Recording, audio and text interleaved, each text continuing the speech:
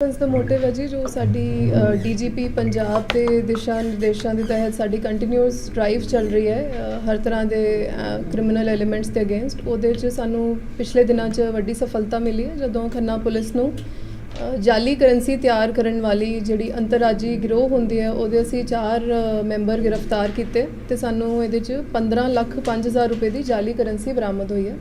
ਇਹਦੀ ਡਿਟੇਲ 'ਚ ਮੈਂ ਦੱਸਣਾ ਚਾਹਾਂਗੀ ਇਹ ਸਾਰੀ ਡਰਾਈਵ ਦੀ supervision SPD madam Pragya Jain ਨੇ ਕੀਤੀ। ਉਹਨਾਂ ਦੇ under incharge CIA inspector Amandeep Singh, SHO Sadar Hardeep ਔਰ ਇਹਨਾਂ ਦੋਨਾਂ ਦੀ ਜਿਹੜੀ ਟੀਮਸ ਹੈ ਉਹ ਇਨਵੋਲਵ ਸੀਗੀਆਂ।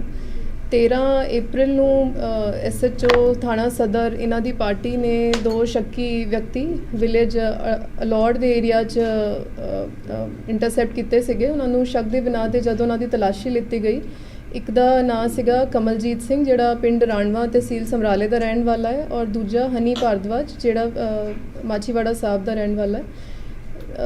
ਜਿਹੜਾ ਕਮਲਜੀਤ ਸਿੰਘ ਹੈ ਉਹਦੀ ਤਲਾਸ਼ੀ 'ਚ ਸਾਨੂੰ 500 ਰੁਪਏ ਦੇ ਕਰੰਸੀ ਨੋਟ ਬਰਾਮਦ ਹੋਏ ਔਰ ਦੂਜੇ ਤੋਂ 200 ਰੁਪਏ ਦੇ। ਔਰ ਇਹ ਜਿਹੜੇ ਕਰੰਸੀ ਨੋਟ ਸੀਗੇ ਇਹਨਾਂ 'ਚ ਸੀਰੀਅਲ ਨੰਬਰ ਆਪਸ 'ਚ ਸਿਮਿਲਰ ਸੀਗੇ, ਜਿਸ ਤੋਂ ਪਤਾ ਲੱਗਦਾ ਸੀ ਕਿ ਜਾਲੀ ਕਰੰਸੀ ਹੈ FICN fake Indian currency note. ਤੇ ਉਸ ਬਿਹਾਫ ਤੇ ਟੋਟਲ ਸਾਨੂੰ 67,500 ਰੁਪਏ ਜਾਲੀ ਕਰੰਸੀ ਦੀ ਬਰਾਮਦਗੀ ਹੋਈ ਸੀ ਇਹਨਾਂ ਦੋਨਾਂ ਤੋਂ, ਜਿਸ ਬਿਹਾਫ ਤੇ ਮੁਕੱਦਮਾ ਨੰਬਰ 60 13 ਅਪ੍ਰੈਲ ਨੂੰ ਦਰਜ ਕੀਤਾ ਗਿਆ ਸੀ ਥਾਣਾ ਸਦਰ under section 489 A B C D E IPC ਜਿਹੜੀ ਕਾਊਂਟਰਫੀਟ ਕਰੰਸੀ ਹੁੰਦੀ ਹੈ ਉਹਦੇ ਤੇ ਇਹ ਸੈਕਸ਼ਨਸ ਲੌਜ ਹੁੰਦੇ ਆ। ਸੋ ਡਿਊਰਿੰਗ ਫਰਦਰ ਇਨਵੈਸਟੀਗੇਸ਼ਨ ਸਾਨੂੰ ਪਤਾ ਲੱਗਿਆ ਕਿ ਇਹ ਜਿਹੜੇ ਦੋਨੋਂ ਦੋਸ਼ੀ ਹੈਗੇ ਇਹ ਜਾਲੀ ਕਰੰਸੀ ਨੋਟ ਬੇਸਿਕਲੀ ਇੱਕ ਮਨੋਜ ਕੁਮਾਰ ਉਰਫ ਵਿਜੇ ਹੈ ਜਿਹੜਾ ਵਾਸੀ ਰਾਜਸਥਾਨ ਹੈ ਉਹਦੇ ਤੋਂ ਪਿੱਛੋਂ ਲੈ ਕੇ ਆਉਂਦੇ ਸੀਗੇ। ਸੋ ਇਸ ਬੇਸ ਤੇ ਮਨੋਜ ਨੂੰ ਅਸੀਂ ਆਪਣੀ ਤਫਤੀਸ਼ 'ਚ ਨੋਮੀਨੇਟ ਕੀਤਾ ਔਰ ਐਸ ਪਰ ਜਿਹੜੇ ਲੀਗਲ ਪ੍ਰੋਸੀਜਰ ਵਰਤਦੇ ਹੋਏ ਅਸੀਂ ਉਹਦੇ ਅਰੈਸਟ ਵਾਰੰਟ ਲਏ ਤੇ ਫਿਰ ਅਸੀਂ ਉਹਨੂੰ ਅਜਮੇਰ ਤੋਂ ਅਰੈਸਟ ਕੀਤਾ 16 ਅਪ੍ਰੈਲ ਨੂੰ।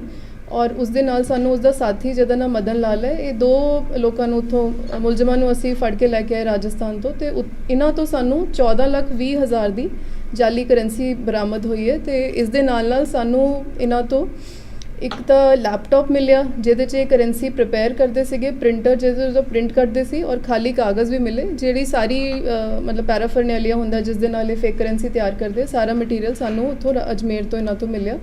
ਸੋ ਕੁੱਲ ਮਿਲਾ ਕੇ ਇਹਨਾਂ ਦੋਸ਼ੀਆਂ ਤੋਂ ਸਾਨੂੰ ਹੁਣ ਤੱਕ 15,05,000 ਦੀ ਜਾਲੀ ਕਰੰਸੀ ਬਰਾਮਦ ਹੋ ਚੁੱਕੀ ਹੈ ਔਰ ਇਸ ਤੋਂ ਇਲਾਵਾ ਜਿਹੜੀ ਕਰੰਸੀ ਹਲੇ ਇਹਨਾਂ ਨੇ ਕਟਿੰਗ ਨਹੀਂ ਕੀਤੀ ਸੀਗੀ ਉਹਦੀ ਵੀ ਵਰਥ ਅਰਾਊਂਡ 5,84,000 ਰੁਪਏ ਦੀ ਬਰਾਮਦ ਹੋ ਚੁੱਕੀ ਹੈ। ਤੇ ਹੁਣ ਅਸੀਂ ਇਹਨਾਂ ਦਾ ਰਿਮਾਂਡ ਲੈ ਕੇ ਦੇਖ ਰਹੇ ਕਿ ਹੋਰ ਵੀ ਜੇ ਕੋਈ ਬੈਕਵਰਡ ਲਿੰਕ ਨਿਕਲਦਾ ਹੈ, ਕੁਝ ਹੋਰ ਵੱਡੀਆਂ ਗੱਲਾਂ ਇਹਨਾਂ ਤੋਂ ਸਾਹਮਣੇ ਆਉਂਦੀਆਂ। ਔਰ ਮੈਂ ਤੁਹਾਨੂੰ ਦੱਸਣਾ ਚਾਹਾਂਗੀ ਕਿ ਮਾਰਚ 'ਚ ਵੀ ਅਸੀਂ ਇੱਕ FICN ਦਾ ਜਿਹੜਾ ਜਾਲੀ ਕਰੰਸੀ ਦਾ ਪਰਚਾ ਹੁੰਦਾ ਉਹ ਦਰਜ ਕੀਤਾ ਸੀ ਸਿਟੀ 2 ਥਾਣੇ 'ਚ, ਜਿਹਦੇ 'ਤੇ ਸਾਨੂੰ 1,19,500 ਰੁਪਏ ਦੀ ਜਾਲੀ ਕਰੰਸੀ ਬਰਾਮਦ ਹੋਈ ਸੀਗੀ।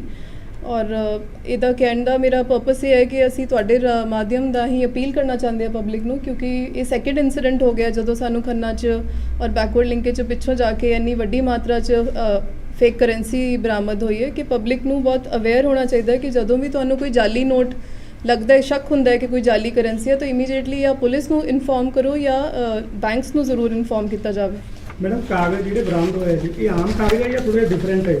ਆਮ ਕਾਗਜ਼ ਸੀ। ਲੇਮੈਨ ਜਿਹੜਾ ਆਮ ਇਨਸਾਨ ਹੈ ਜਿਹੜਾ ਐਕਸਪਰਟ ਨਹੀਂ ਹੈ ਉਹ ਤਾਂ ਬਹੁਤ ਜ਼ਿਆਦਾ ਫਰਕ ਨਹੀਂ ਇਹਦੇ 'ਚ ਦੇਖ ਸਕਦਾ, ਬਟ ਡੈਫੀਨੇਟਲੀ ਜਿਹੜਾ ਇਸੇ ਲਾਈਨ 'ਚ ਦੇ ਕੇ ਨੋ ਦ ਡਿਫਰੈਂਸ ਜੋ ਐਕਸਪਰਟ ਹੋਏਗਾ। ਬਟ ਪਹਿਲੀ ਨਜ਼ਰੇ ਤੁਸੀਂ ਆਪ ਵੀ ਦੇਖ ਹੀ ਸਕਦੇ ਹੋ it looks like good currency. ਜਿਹੜੇ ਲੋਕਲ ਅਕਿਊਜ਼ ਸੀ ਉਹਨਾਂ ਨੇ ਕਿਸ ਤਰ੍ਹਾਂ ਸੰਪਰਕ ਕੀਤਾ ਨਾਲ ਉਹਨਾਂ ਨੂੰ ਕਿਸ ਤਰ੍ਹਾਂ ਯੂਜ਼ ਕਰਦੇ ਸੀ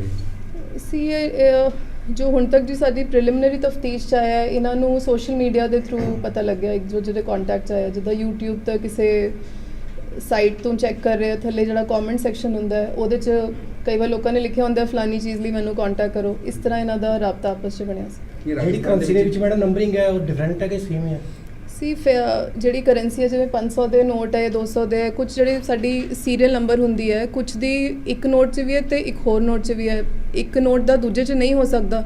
ਸੋ ਉਹ ਵੀ ਇੱਕ ਇੰਡੀਕੇਸ਼ਨ ਹੈ ਕਿ ਜਾਲੀ ਕਰੰਸੀ ਹੈ ਔਰ ਇਸੇ ਤਰ੍ਹਾਂ ਬਾਕੀਆਂ 'ਚ ਵੀ ਹੈਗਾ। ਮੈਡਮ ਪ੍ਰੋਫੈਸ਼ਨਲ ਨੇ ਬੰਦੇ ਜੀ ਮਤਲਬ ਜਿਹੜਾ ਇਹਦੇ 'ਚ ਮੈਂ ਥੋੜੀ ਹੋਰ ਡਿਟੇਲ ਦੱਸ ਦਿੰਦੀ ਹਾਂ। ਜਿਹੜੇ ਦੋਸ਼ੀ ਹੈਗੇ ਰਾਜਸਥਾਨ ਵਾਲੇ ਮਨੋਜ ਕੁਮਾਰ, ਇਹਦੇ ਤੇ ਪਹਿਲਾਂ ਵੀ 5 ਮੁਕੱਦਮੇ ਦਰਜ ਹੈ ਜਿਨ੍ਹਾਂ 'ਚੋਂ ਇੱਕ ਮੁਕੱਦਮਾ ਇਹਦੇ ਤੇ ਜਾਲੀ ਕਰੰਸੀ ਦਾ ਹੀ ਸੀਗਾ। ਸੋ ਇਹਦਾ ਇਸ ਲਾਈਨ 'ਚ ਐਕਸਪੀਰੀਅੰਸ ਹੈਗਾ। ਹਾਂਜੀ, ਜਿਹੜਾ ਮੇਨ ਇਹਦਾ 'ਚ ਹੁਣ ਤੱਕ ਸਾਨੂੰ ਪਤਾ ਲੱਗਿਆ ਮਨੋਜ ਕੁਮਾਰ ਹੈ, ਇਹਦਾ ਹੀ ਸਾਰਾ ਪਲਾਨ ਸੀਗਾ ਇਹ ਕਿੱਥੋਂ ਸਿੱਖਦਾ ਸੀ ਤੇ ਡਿਊਰਿੰਗ ਤਫਤੀਸ਼ ਸਾਨੂੰ ਉਮੀਦ ਹੈ ਕਿ ਇਹਦੇ 'ਚ ਕੁਝ ਹੋਰ ਵੀ ਪਲੇਅਰ ਸਾਹਮਣੇ ਆ ਸਕਦੇ ਮਾਰਕੀਟ ਦੇ ਵਿੱਚ ਮੈਡਮ ਕਿੰਨੀ ਕੁ ਕਰੰਸੀ ਹੈ ਨਿਕਲ ਚੁੱਕੀ ਹੈ? ਇਹ ਤਾਂ ਜੀ ਹਲੇ ਟੂ अर्ਲੀ ਟੂ ਅਸੈਸ ਹੈ ਅਭੀ ਹਲੇ ਨਹੀਂ ਮੈਂ ਦੱਸ ਇਸ ਤਰ੍ਹਾਂ ਦੀ ਗੱਲ ਵੀ ਮਾਰਕੀਟ 'ਚ ਅਸੀਂ ਇੰਨੇ ਕਰੋੜ ਚਲਾ ਚੁੱਕੇ ਨਹੀਂ ਜੀ ਹਲੇ ਕਲੀਅਰ ਨਹੀਂ ਦੱਸਿਆ ਇਹਨਾਂ ਦਾ ਨੈਟਵਰਕ ਕਿੱਥੇ ਤੱਕ ਸੀਗਾ, ਕੋਈ ਗੱਲਬਾਤ ਆਈ ਹੈ ਸਾਹਮਣੇ ਜੀ? ਫਿਲਹਾਲ ਤਾਂ ਜੀ ਇਹਨਾਂ ਦਾ ਨੈਟਵਰਕ ਪੰਜਾਬ ਔਰ ਰਾਜਸਥਾਨ ਦਾ ਤਾਂ ਸਾਹਮਣੇ ਆ ਹੀ ਗਿਆ ਹੈ। ਜੇ ਹੋਰ ਸਾਨੂੰ ਕੁਝ ਪਤਾ ਲੱਗਦਾ ਡਿਊਰਿੰਗ ਇਨਵੈਸਟੀਗੇਸ਼ਨ ਤੁਹਾਨੂੰ ਦੱਸਾਂਗੇ। ਕਿੰਨੀ ਕੇਸ ਹੈ? ਹੋਰ ਕਿੰਨੇ ਪਰਸਨ ਨੇ ਜਿਹੜੇ ਇਹ 'ਚ ਲੜੀਂਦੇ ਨੇ ਜਾਣਗੇ? ਇੱਕ ਦੋ ਹੈ ਜੀ ਸਾਡੇ ਰਡਾਰ 'ਚ, not in Punjab but out of state ਤਾਂ ਅਸੀਂ ਦੇਖ ਰਹੇ ਹਾਂ ਉਹਦਾ। ਇਹ ਕਿੰਨੀ ਕੁ ਦੇਰ ਤੋਂ ਕੰਮ ਕਰਦੇ ਸੀ ਮੈਡਮ ਜੀ ਐਟਲੀਸਟ ਬਹੁਤ ਜ਼ਿਆਦਾ ਤਾਂ ਨਹੀਂ ਜੋ ਹੁਣ ਤੱਕ ਸਾਨੂੰ ਪਤਾ ਲੱਗਿਆ ਬਟ 6-7 ਮਹੀਨੇ ਸਾਲ ਤੱਕ ਕਹਿ ਸਕਦੇ ਮਤਲਬ ਜਿਹੜੇ ਇਹ ਸੀਗੇ ਸਟੂਡੈਂਟ ਸੀ ਜਾਂ ਮਤਲਬ ਸੀ ਇਹਨਾਂ ਦੀ ਏਜ ਤਾਂ ਮਿਡ 20s ਤੋਂ ਲੈ ਕੇ 30 ਤੱਕ ਹੀ ਹੈ। They are not very old, ਸਾਰੇ ਯੰਗ ਹੀ ਲੜਕੇ। ਸਾਰੇ ਪੜ੍ਹੇ ਲਿਖੇ ਹੈ ਜਾਂ ਬਹੁਤ ਜ਼ਿਆਦਾ ਪੜ੍ਹੇ ਨਹੀਂ ਹੈ, ਕੋਈ 8ਵੀਂ ਪਾਸ ਹੈ, ਕੋਈ 12ਵੀਂ, ਕੋਈ BA ਪਾਸ ਹੈ ਬਟ ਬਟ ਡਿਸਟ੍ਰਿਕਟ ਦੇ ਅਕਿਊਜ਼ ਨੇ ਉਹਨਾਂ ਦਾ ਕੋਈ ਫੀਡਬੈਕ ਜਾਂ ਬੈਕਗ੍ਰਾਉਂਡ ਆਇਆ ਜੀ? ਡਿਸਟ੍ਰਿਕਟ ਦੇ ਜੀ ਸਾਡੇ 2 ਅਕਿਊਜ਼ਡ ਹੈਗੇ। ਉਹਨਾਂ ਦਾ ਇਸ ਤਰ੍ਹਾਂ ਦਾ ਬੈਕਗ੍ਰਾਉਂਡ ਤਾਂ ਨਹੀਂ ਹੈ। ਇਹ ਮਨੋਜ ਹੀ ਹੈ ਜਿਹੜਾ ਅਜਮੇਰ ਦਾ, ਇਹਦਾ ਫੋਰਨ ਕਰੰਸੀ ਮੇਨ ਉਹੀ ਹੈ। ਹਾਂਜੀ। ਇੱਕ ਕੁਐਸਚਨ ਹੋ ਰਿਹਾ ਜੀ, ਇਹ ਕੋਈ ਗੱਲਬਾਤ ਆਈ ਹੈ ਸਾਹਮਣੇ ਵੀ ਇਹਨਾਂ ਨੇ ਕਿੰਨਾ ਇਸ ਤੋਂ ਪਹਿਲਾਂ ਕੋਈ ਪੈਸਾ ਪੂਸਾ ਆਪਣਾ ਜਿਹੜਾ ਹੈਗਾ ਜਾਲੀ ਕਰੰਸੀ ਮਾਰਕੀਟ ਦੇ ਵਿੱਚ ਸਿੱਟਿਆ? ਨਹੀਂ ਜੀ ਹਾਲੇ ਤੱਕ ਇਹਦਾ ਨਹੀਂ ਪਤਾ ਇਹ ਫਿਰ ਲੱਗਿਆ। ਸੇਲ ਕਿੱਦਾਂ ਕਰਦੀ, ਕੀ ਅਮਾਉਂਟ ਦੇ ਵਿੱਚ ਕਿੰਨੀ ਵੇਚਦੀ ਜਿਵੇਂ 1 ਲੱਖ? ਥੋੜਾ ਬਹੁਤ ਜੋ ਪਤਾ ਲੱਗਿਆ ਜਿਵੇਂ ਜੇ 10,000 ਦਾ ਪੈਸੇ ਦੇ ਕੇ 30,000 ਦੇ ਜਾਲੀ ਦੇ ਰਹੇ, ਇੰਨਾ ਕੁ ਮਾਰਜਨ ਹਲੇ ਸਾਹਮਣੇ ਹੈ। ਬਹੁਤ ਜ਼ਿਆਦਾ ਕੀਤਾ ਨਹੀਂ ਸੀ, ਪਹਿਲਾਂ ਇਹਨਾਂ ਨੂੰ ਪ੍ਰੀਐਮਪਟ ਕਰ ਦਿੱਤਾ ਗਿਆ।